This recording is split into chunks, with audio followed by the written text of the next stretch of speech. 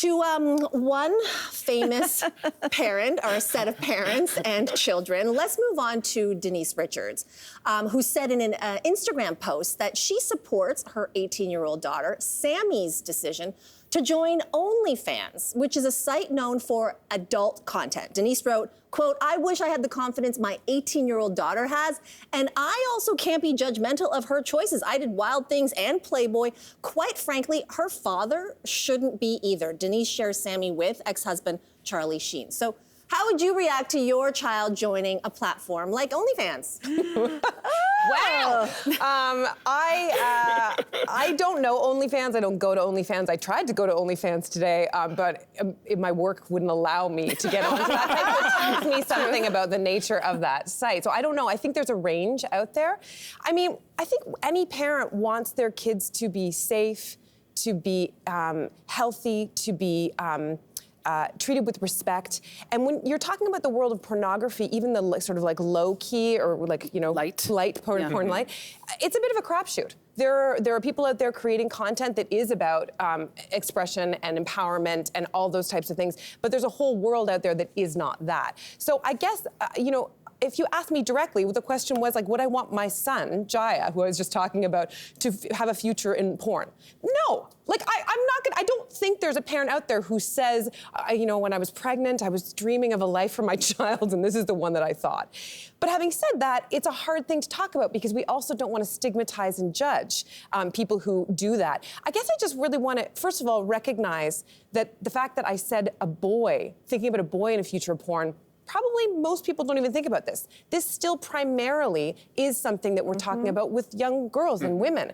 And I think that's an important thing because I, as much as I do want to embrace and destigmatize, I also think we should be hoping and working towards a world where young women and girls are paid well for things that they want to do beyond just putting their bodies out for the world to consume. I think we should be working towards that. Listen, I said the exact same thing, and I have a daughter, and I think it does matter. You know, and my daughter's 8.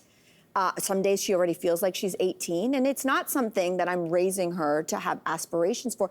And again, not to judge people who are doing that, but I also, maybe this is the parent in me, and I feel like an old lady saying this, but I'm like, 18 still feels so young. I know, but legally, I guess she can make her own decisions. Sure, legally, I guess. and she's right. Like, her father's Charlie Sheen, her mother's Denise Richards, and so yeah, they kind of don't have a leg to stand on the one hand, but then there's a side of me that's like, well, listen, if the girl's making this choice, is it where she, as Denise has said, monetizing something that maybe people, women, are just giving out there for free? And is this an entrepreneurial side of Sami that she is fostering that can then be parlayed into something else? Maybe. I don't know. I don't know either. I don't know, Mel. I'm not sure if I want to What are you worried that. Like, what is the word? I don't know. Getting naked and empowerment, putting those two things together, I think is very powerful, but can be very dangerous. And I think those two can be misleading, especially when you are dealing with someone who is 18 years old, who might not have the foresight and might look back and regret. And you've got two parents who have had a lot of life lived, and maybe they could, you know, partake some information on what not to do. I also feel like it's difficult to say, just because someone can profit off of it, you should first. I think that's also problematic because not everything that can be made money off of should necessarily be made money off of. And so it worries me. And certainly if that was happening in my house, I would have very strong feelings and very strong words, and I would hope to encourage another path. Miles.